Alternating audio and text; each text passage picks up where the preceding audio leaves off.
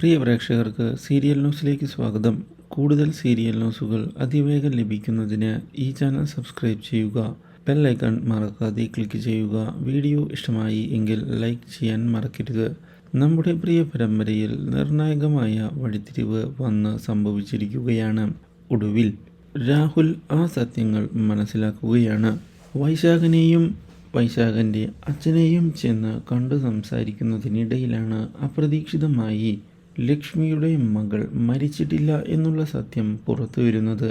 ഈ കാര്യം അറിയുന്നത് രാഹുലിനെ ഞെട്ടിച്ച് കളഞ്ഞതിനെ തുടർന്ന് എവിടെയാണ് ഇപ്പോൾ ആ കുഞ്ഞുള്ളത് എന്നുള്ള കാര്യം അറിയാൻ രാഹുൽ ശ്രമിക്കുകയും ചെയ്യുന്നു.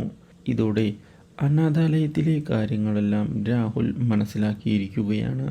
അപ്രതീക്ഷിതമായ ഈ സംഭവം രാഹുലിനെ ഞെട്ടിച്ച് കളഞ്ഞതിനെ തുടർന്ന് തൻ്റെ കുട്ടിയെ എത്രയും പെട്ടെന്ന് തന്നെ അനാഥാലയത്തിൽ നിന്ന് കൊണ്ടുവരണം എന്നുള്ള തീരുമാനം രാഹുൽ എടുത്തിരിക്കുകയാണ്.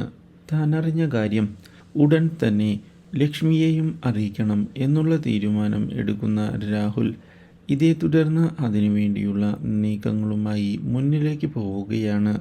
തൻ്റെ കുഞ്ഞ് മരിച്ചിട്ടില്ല എന്നുള്ള കാര്യം അറിയാൻ ഇടയാകുന്നത് ലക്ഷ്മിക്കും വളരെയധികം സന്തോഷം നൽകുന്ന കാര്യമാവുന്നു.